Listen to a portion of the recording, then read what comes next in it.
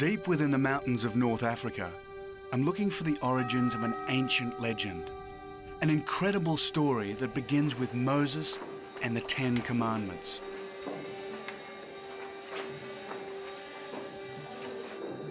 It's about an object so sacred, it can only be viewed by the most pure Christians. It's so dangerous, it can destroy cities, spread plague, and burn people alive.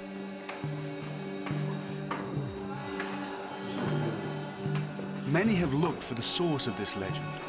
The Crusaders, the popes of Rome, the great kings of Europe, even Indiana Jones.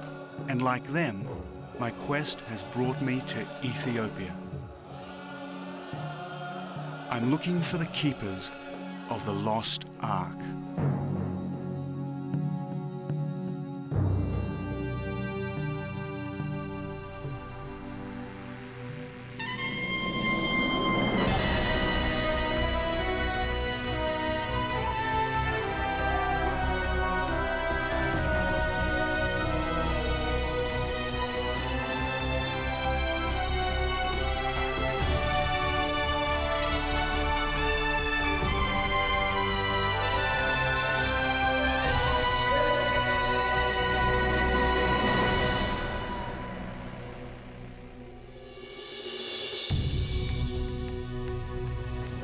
My name is David Adams. I'm a photojournalist.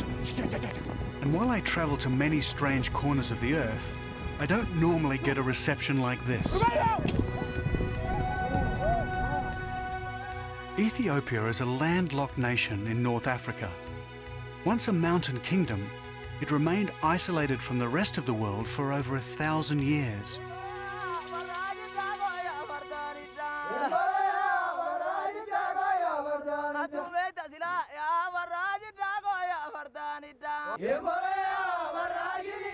Ethiopia is the only African nation never to be colonized, thanks to warriors like these.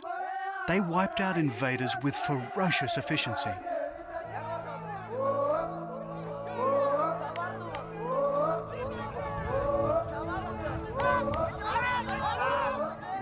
And this is how they developed battle courage. It's the ancient sport of quacks.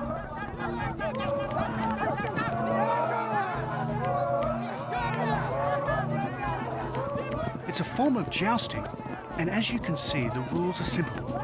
Get out of the way fast. The spears are real and very sharp.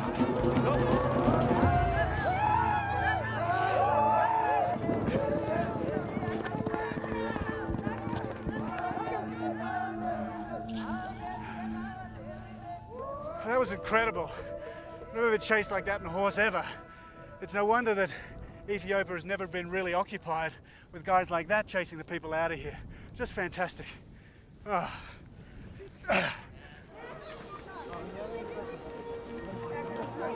But I come in peace.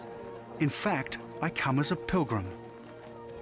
My journey starts in the Ethiopian highlands, where I'll shortly set out on a 200-mile pilgrimage. That's 320 kilometers. My journey will take me to some of the most sacred shrines in this ancient land. First stop is the town of Lalibela, where thousands of pilgrims are gathering for Christmas.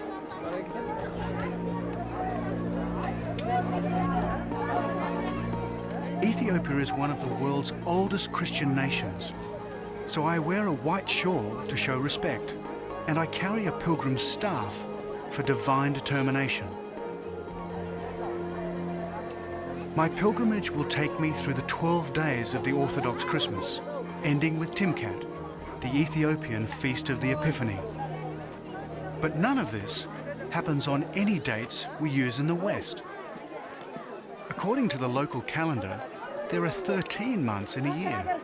The 21st century is still years away, and sitting here under the midday sun, it's still 5 p.m.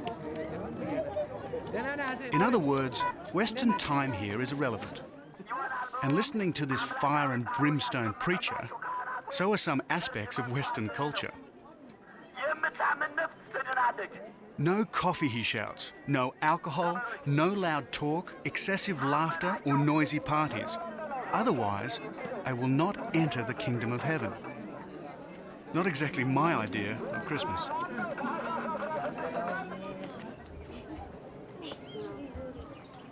So to help me on my pilgrimage and guide me through this fundamental Christian country, I need expert help. I find it in this humble Lalibela home. So all these people just come from the street, you invite them in? Yeah, I invite them in my home. That's lovely. And then everybody does that for Christmas? This Sure. is the custom? Yeah, it's the custom, it's our culture, yeah. This is Ishitu, his wife Ababa, And then these people... and her cousin Tate. Tomorrow we leave on a family pilgrimage to the ancient city of Gonda. And these people have come from how far away? They came almost 7 days and 8 days from... They came from different parts of Ethiopia. Thank you. This looks like it would This is feed our me for the tradition, day. yeah. This is holy bread. It's astonishing And this is charity before our in a country so Christmas desperately time, poor. January 7. So out of respect, and despite the warnings of the fire and brimstone preacher, I try some of Ishitu's beer. Well, it looks like Australian beer.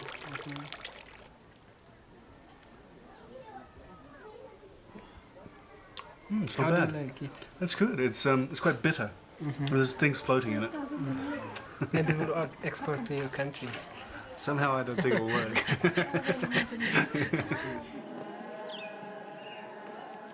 Before I set off as a pilgrim, I must learn more about Ethiopian belief.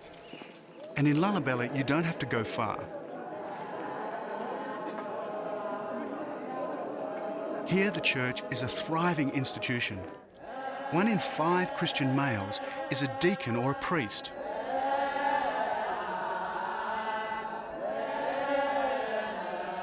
This is a Christmas liturgy, conducted as it would have been 1,500 years ago. The chanting, the robes, the mysticism all belong to the deep biblical past.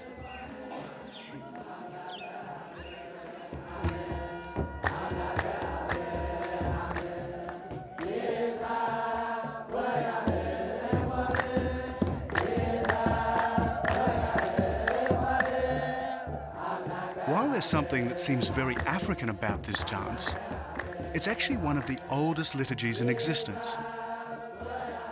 It has its roots in the days when Christianity was a radical Jewish sect. And underlying it all is unswerving faith. They call Lalibela the New Jerusalem.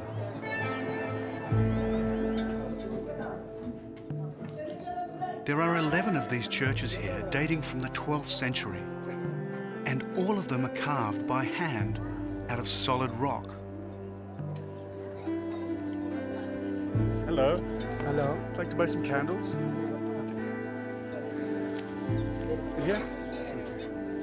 Thank you very much. Merry Christmas. Okay.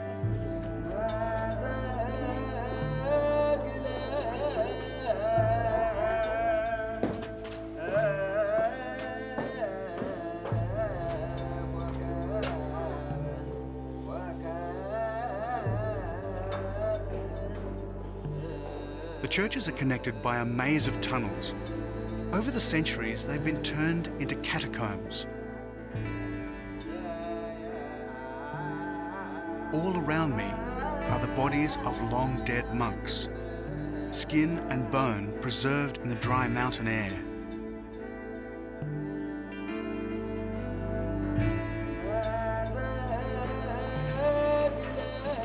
The passages twist and turn into an elaborate underground labyrinth. All of it chopped out of stone by hammer and chisel. But how? Well, according to legend, the heavy work was done by saints and angels. When King Lalibela died, God ordered him back to earth to carve the churches. And St. George and the Archangel Gabriel lent him a hand. Or that's what the faithful believe.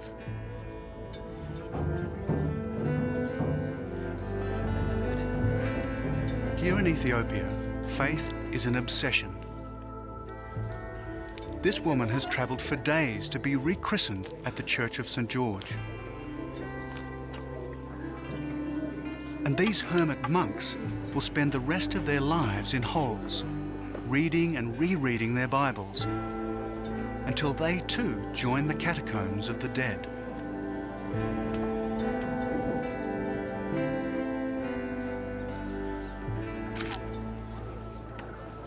Can you imagine it?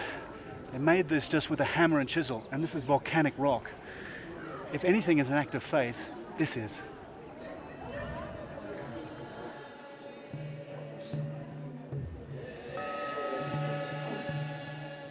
But inside the church is the source of an even deeper religious obsession. The Ethiopians believe that somewhere, hidden behind these curtains, is an object handed to Moses by God. It's the Ark of the Covenant, the box that held the 10 Commandments. Now I must say, I'd always believed it was destroyed when the Babylonians sacked Jerusalem in 586 BC. But here they believe it was brought to Ethiopia by Menelik, son of King Solomon and the Queen of Sheba.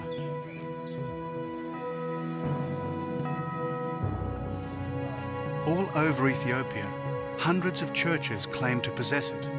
It might be here, it might be elsewhere, but where?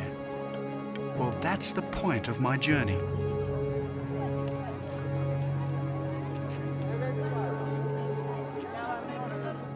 Tomorrow, I set out through the 12 days of Christmas on a pilgrimage.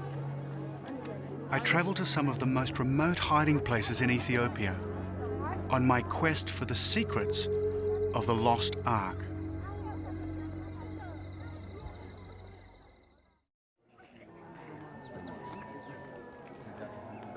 Dawn on the first day of Christmas, and our pilgrimage is underway as we set out from Lalibela to the ancient Ethiopian city of Gondar.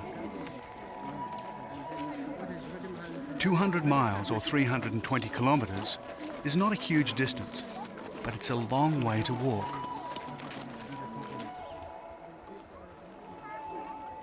Stage 1 takes us to Bethlehem, but not the biblical Bethlehem. There's a Bethlehem in Ethiopia too, and here I'll find a church that claims a unique connection with the Ark of the Covenant. Ishitu and Ababa have brought their son Zed and their little daughter Jordanis. And it isn't long before we're in the heart of the Ethiopian highlands. This is another reason why Ethiopia has been isolated for so long. These amazing mountains.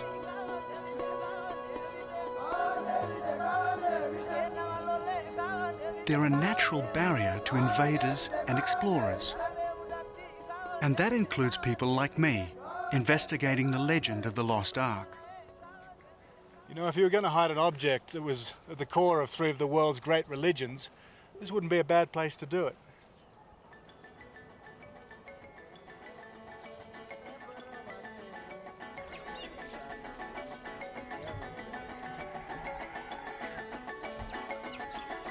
The Pilgrim's Trail takes us through some of the best farmland in the country.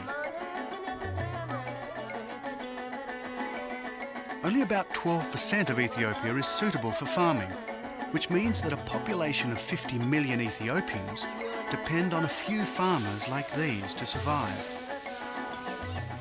No wonder it's so often a land of famine, and there's a drought on right now.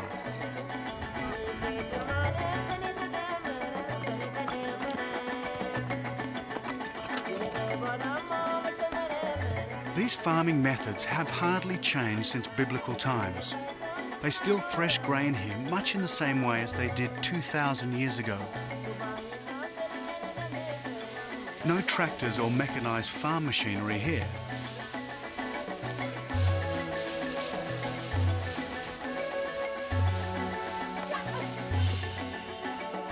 By now we've done about 12 miles or 20 kilometers, and the journey's beginning to take its toll on the youngest member of the group.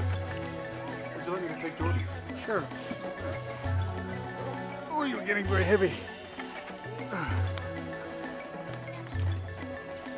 So why do it all on foot? Well, to achieve real redemption, a pilgrim must make a genuine effort.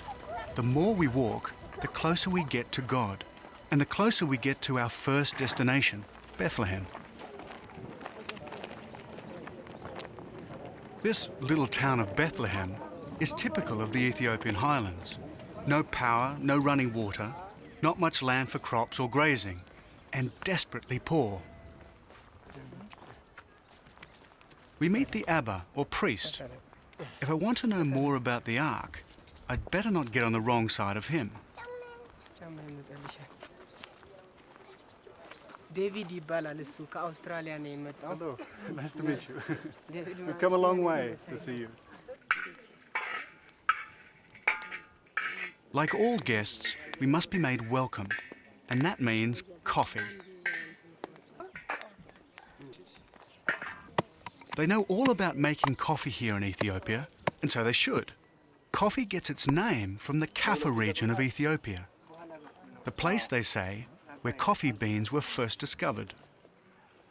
It's always handed round with some ceremony here. Indeed, few conversations start without coffee. And there's a lot that I want to ask the Abba about the Ark. Has the church ever housed the Ark of the Covenant?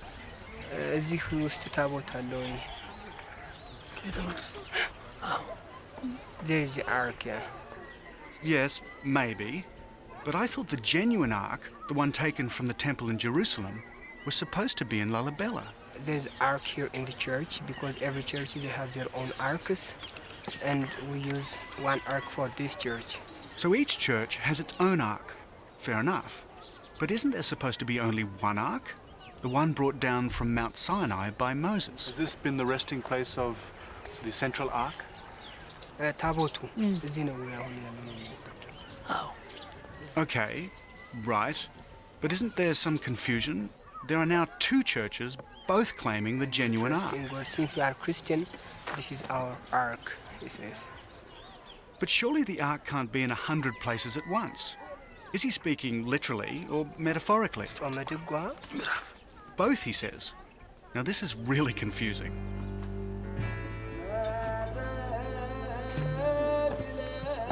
The Abba shows me the Bethlehem Church. It was built by people from Israel in the 3rd century, he says, by foreigners who wished to protect the Ark, and it's well protected. This is as far as the Abba can go. Because he's recently eaten and made love to his wife, he's temporarily impure and cannot enter the consecrated part of the church. So I enter under the watchful eyes of his assistant. But there's another mysterious eye staring at me from behind the curtains. Is this the Ark of the Covenant?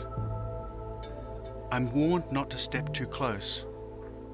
Even for a skeptic like me, it would be wise to obey. But the real point is that these people believe that behind these curtains there's an object that was touched by God and Moses himself. And if I was to go in there and touch it, flames would shoot straight up my nostrils and I'd be burned alive. I move back, just in case I'm zapped by the Ark.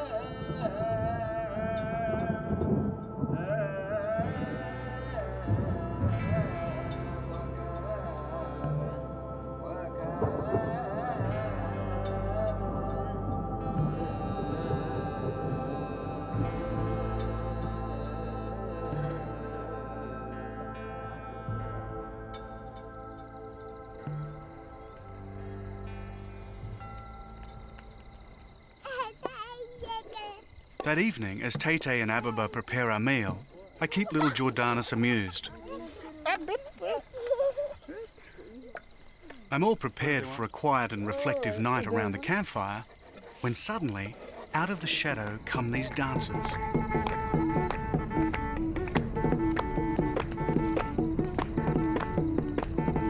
It's called, rather euphemistically, shoulder dancing, and it's a strange mix of Christianity and paganism.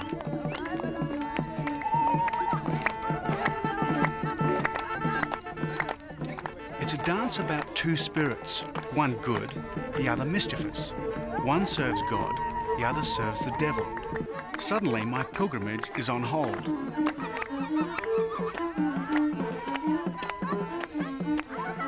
And as I dance to music that sounds strangely Irish, I wonder which spirit will win, the good one or the mischievous one. Thank goodness the Ark is safely locked away in the church, far beyond the reach of skeptics like me. Tomorrow, I continue my quest for the keepers of the lost Ark. I take a shower under the thundering waters of the Nile and cross a bridge built with honey, eggs, and clay.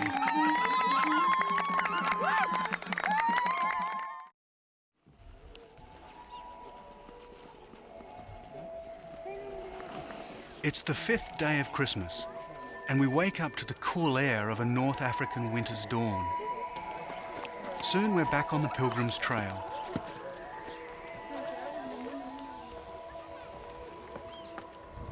Our route takes us from the Ethiopian Bethlehem back into the mountains as we head for the Blue Nile and the Tisoyonen Falls.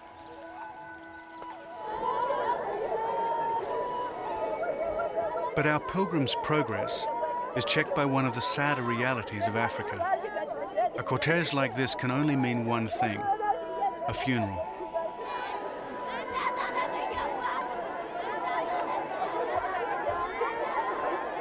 In the crowd, we recognize one of the dancers from the night before. Her 23-year-old cousin has died.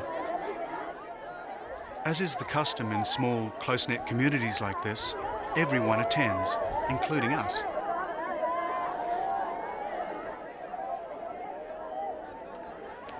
Like everywhere in Africa, death is part of life. It happens all the time. It's a real privilege to be here because knowing the family, it's a very private moment for them and very, very special for me. I won't ever forget this.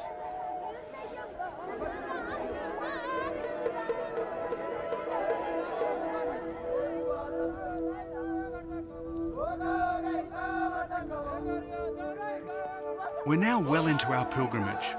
We've got just over a week to go, but there's still 120 miles of hard slog ahead of us.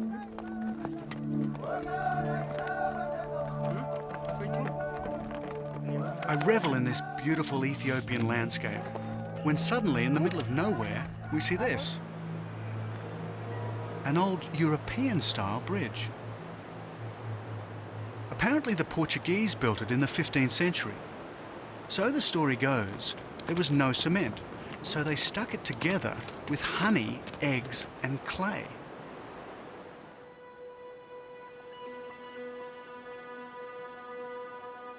We're now approaching the Blue Nile.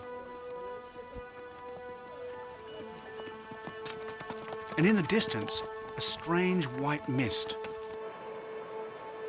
These are supposed to be some of the most spectacular waterfalls in North Africa.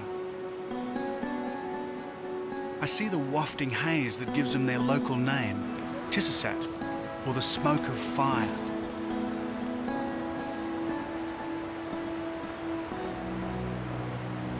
If you want somewhere to marvel at the world's greatest river, Tisoyonen is the place to be. It's here that the Blue Nile plunges 150 feet into a chasm.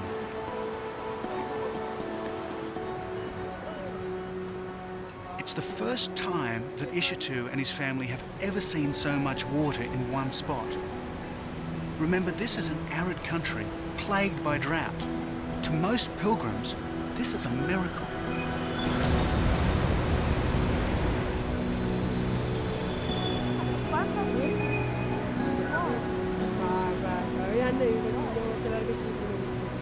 You know what I'll do now? I think I'll go down and have a really nice shower.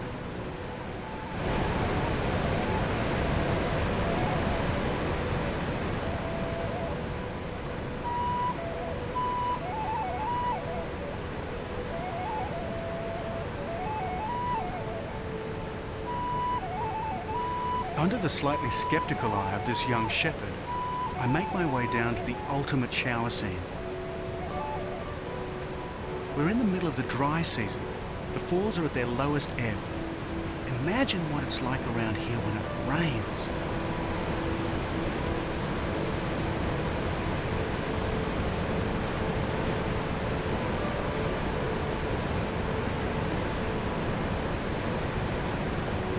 They call it the River of Life. The Blue Nile provides 80% of the water for the Nile proper. If these falls ever stopped, millions would starve to death for 1,000 miles downstream from here.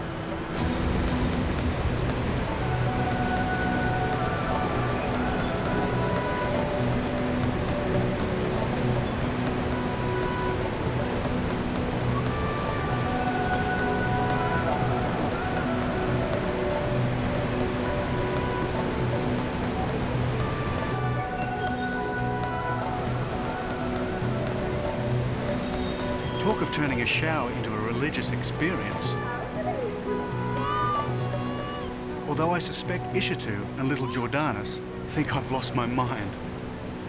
I don't know about them, but this pilgrim's feeling very much rejuvenated. Oh my God, that was like standing in the middle of a hurricane. It's just like, just the most fantastic feeling. It's everything about Africa. My God, come and stand under the Nile Falls. Oh.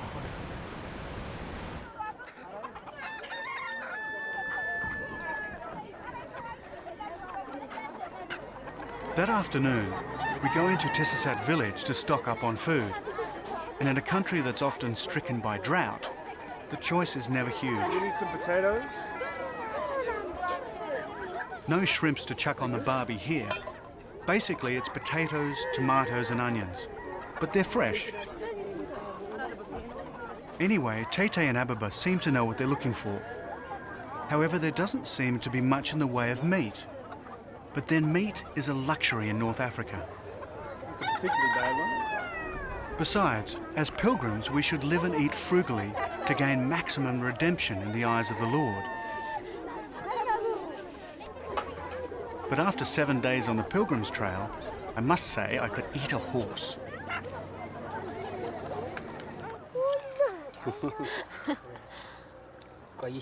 This is the local staple, a flatbread called injera. It's made from millet and appears at every meal. When someone shares food with you, it's a great compliment. But when they actually put it in your mouth, it means affection.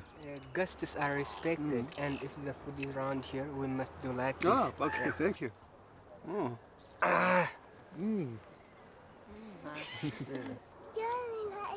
By now, I'm getting to know Ishatu and his family. Normally, a pilgrimage would be a very private family event, so they've been generous indeed to let me tag along. You know, a lot of countries in the world don't have pilgrimages at all.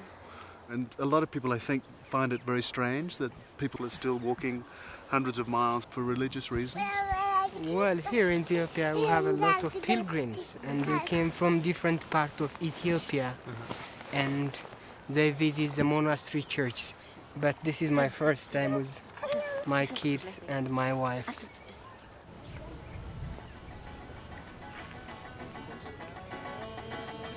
Back on the Nile, and a tiny river port that could be straight out of the African Queen. While Ishatu and family go ahead on foot, I'm making a detour to follow up a new lead on the Ark.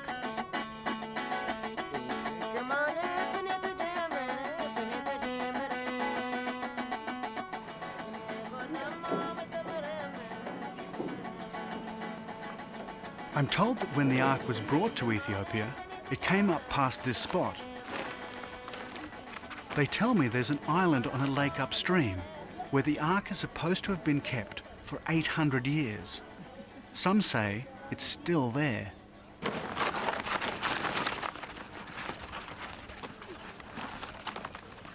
So I need a boat, and the best way to get one around here is to have one made.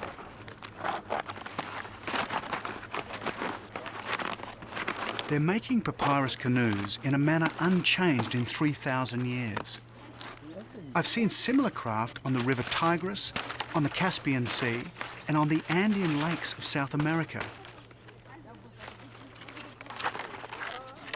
How the same idea spread so far, we just don't know.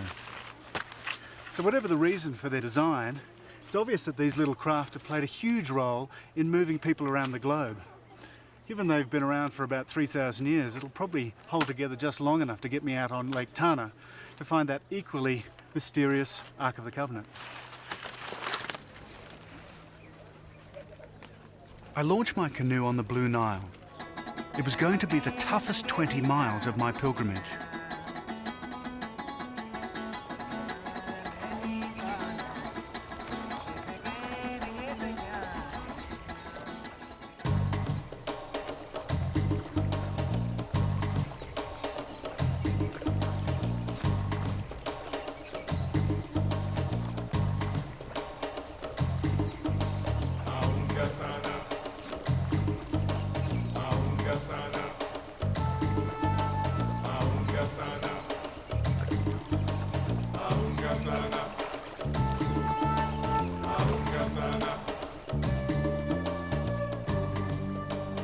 So far, so good, but it's definitely a workout.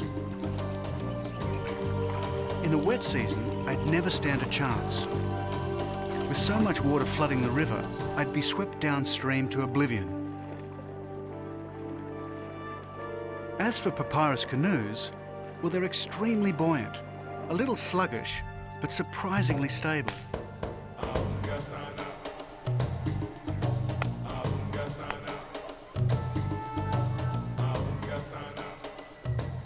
This is an Ethiopian river community that few Westerners ever get to see. Gone is the arid landscape. This one is rich, fertile, and well watered.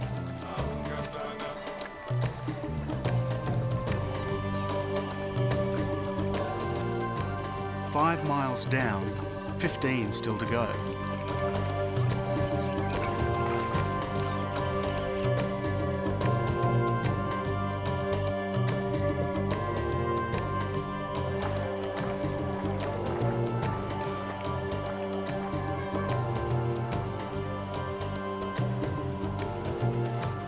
And as the 7th day of Christmas turns to dusk, with arms aching, I look for a place to camp.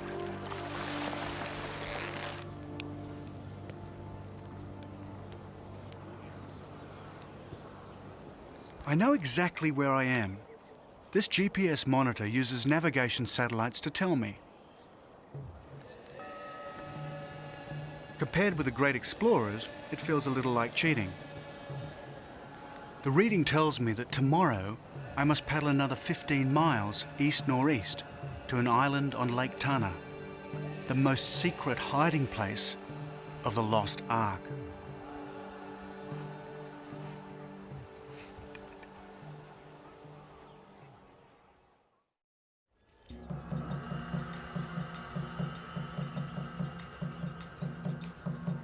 Morning on the 8th day of an Ethiopian Christmas, and I'm back on the River of Life, the Blue Nile of Ethiopia in North Africa.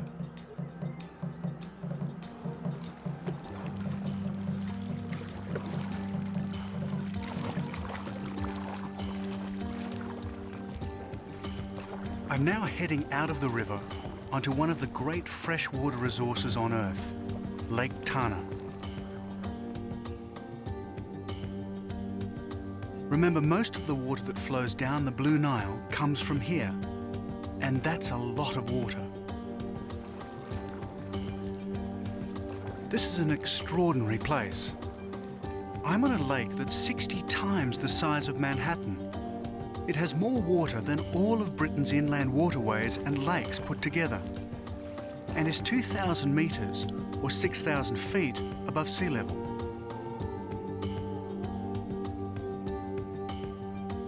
By now, the paddling is starting to take its toll.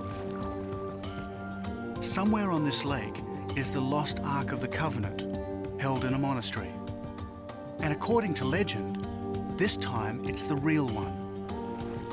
There are 34 islands on this lake, and 20 of them have monasteries. The island I'm seeking is Tana-Kirkos, and of course, it would have to be the most remote of all the islands on Lake Tana.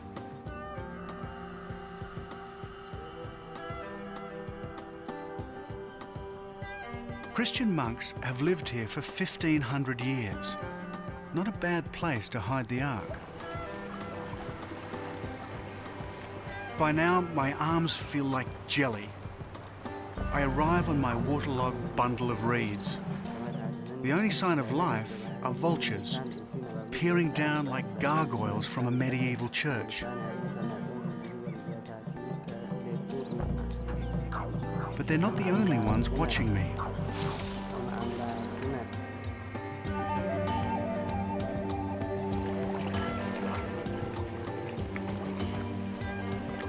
My sixth sense tells me I'm under surveillance. But by now, I don't care.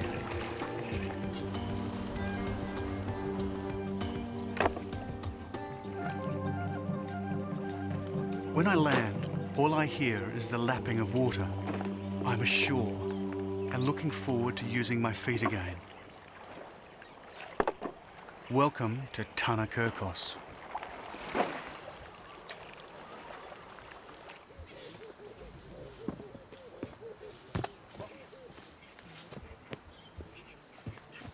The silence is oppressive. Then I see something that confirms the presence of ancient people, stones once used as a sacrificial altar. The holes were to catch the blood of a calf or lamb, but animal sacrifice was only practiced by the early Christian church in Ethiopia. This means the monastery has been here for a very long time.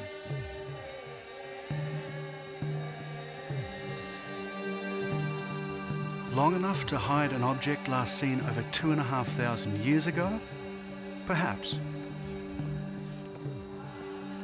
And then I see them, the keepers of the lost ark. These monks have obviously been expecting me. Hello. They're clearly quite relaxed about my presence, so I come straight to the point. I understand that the Ark of the Covenant was kept here, or first came here when it came to Ethiopia. What date was that?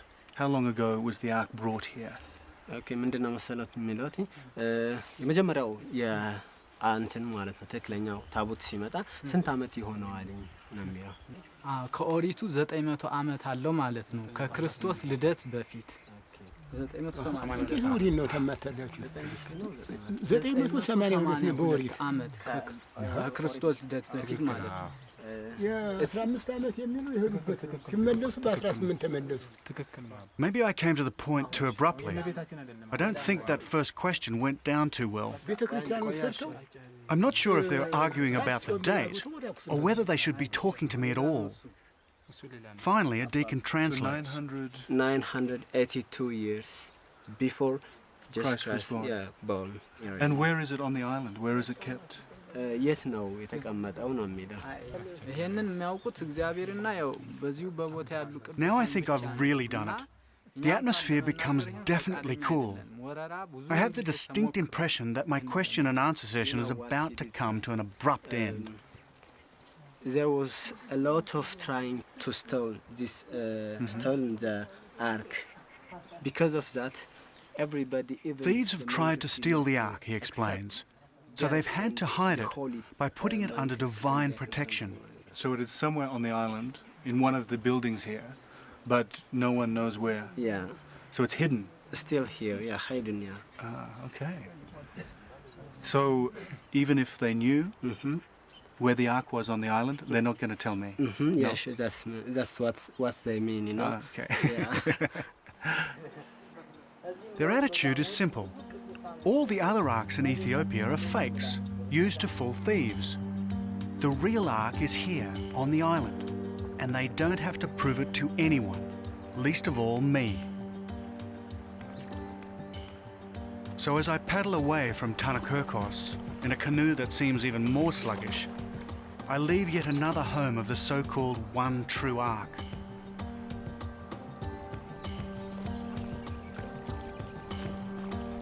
And I think I was right the first time. I'm not dealing with reality, I'm dealing with a legend. But I also wonder if that's the real issue. The 12th day of Christmas is fast approaching. Soon I'll get as close as any skeptic can ever get to the truth of the lost ark.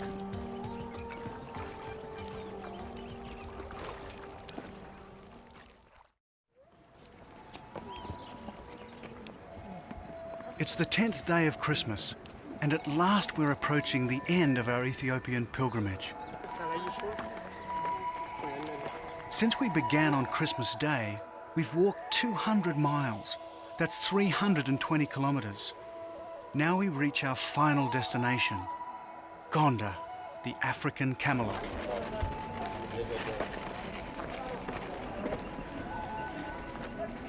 And after so many days on the road, this former Ethiopian capital comes as an intoxicating relief. That's beautiful. Yeah, I'm looking forward to it.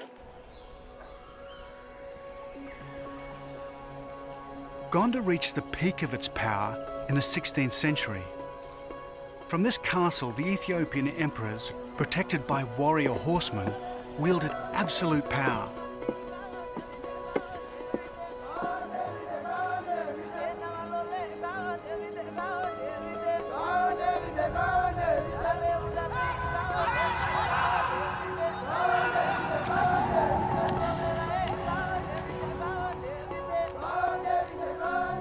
But Ethiopian emperors were always in awe of another superior force, the spiritual might of Ethiopian orthodoxy. And still today, we should never underestimate the power of the Orthodox Church in this country. Even at the beginning of the 21st century, it is still incredibly profound here.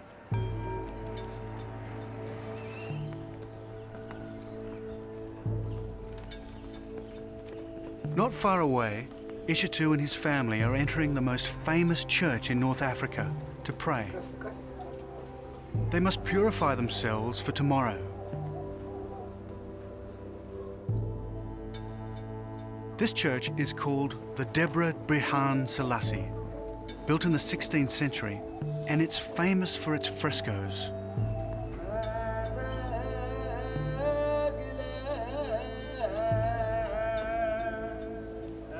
And note how they pray, not unlike the prayer rituals of Islam. The fresco is of the three wise men who showed the baby Jesus to the world. That moment is what Timkat is all about.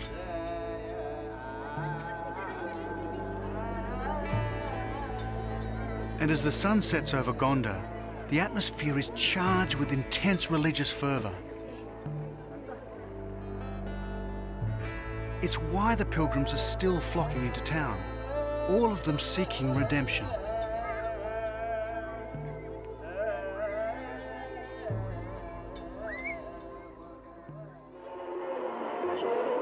Next morning, it's the start of Timkat. Religious passions explode in the streets.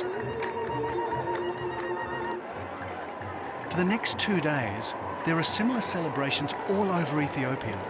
It's the biggest ceremony in the Orthodox calendar. For Ishitu and his family, it's the culmination of their pilgrimage.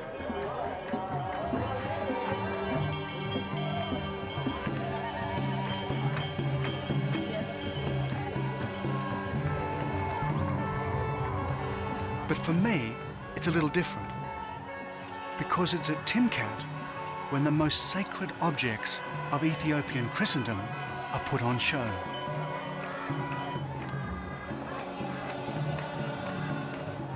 This is as close as you and I will ever get to the mystery of the lost ark.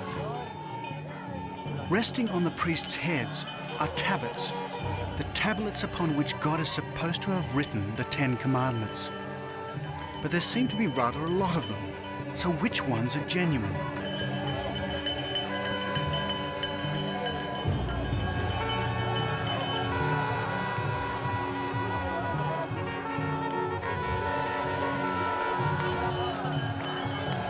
Then I'm told that each tablet comes from a different church in Gonda. Each is believed to have the power of the ark, which is why they're covered in cloth. If anyone other than their guardian priest sees them, they'll be instantly consumed by fire. At least that's what the faithful believe.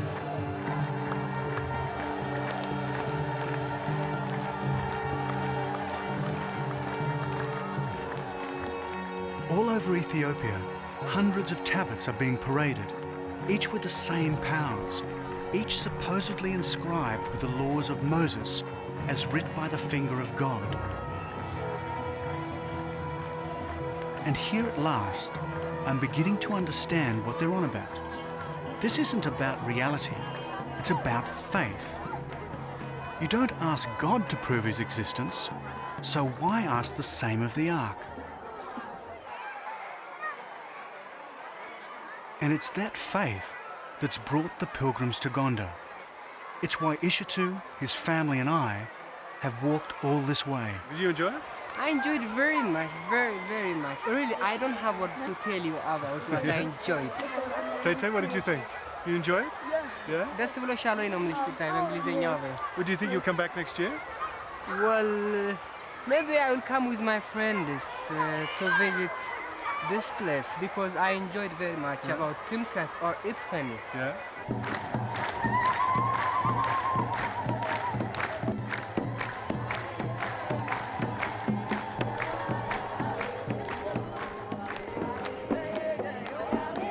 As the festival reaches its climax on the 12th day of Christmas, the drums beat incessantly. The priests bless the crowd as the most sacred moment of the Epiphany ceremony unfolds.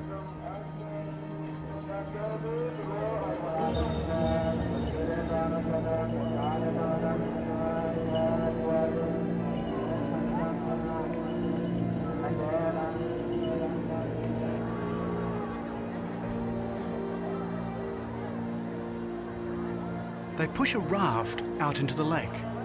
The candles are both a sign and a symbol. The symbol is the giving of life to the Saviour, and the sign is for everyone to repeat their christening.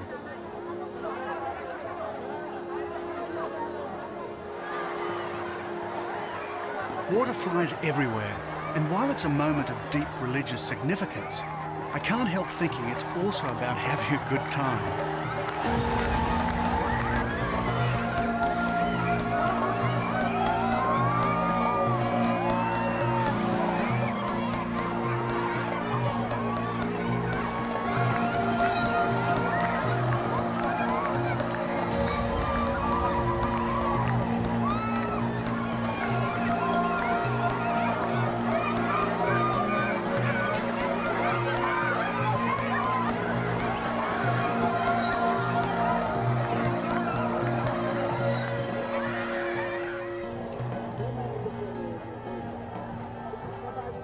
And what of the Ark of the Covenant?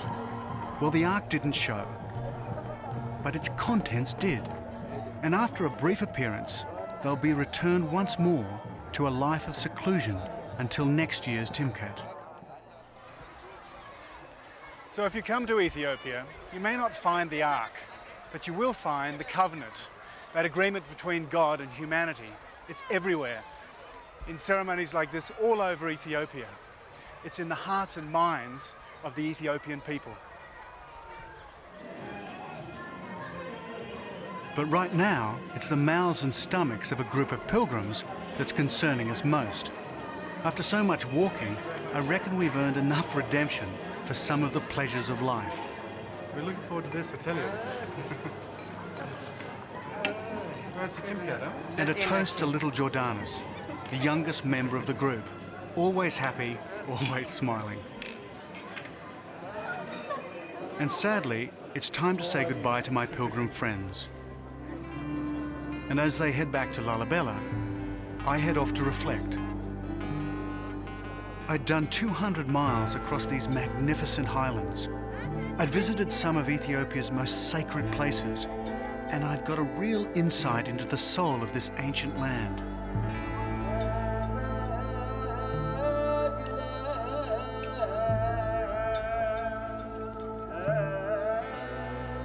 As for the legend of the Lost Ark, well, it was exactly what I expected it to be. A legend. An article of faith that sits somewhere between myth and metaphor.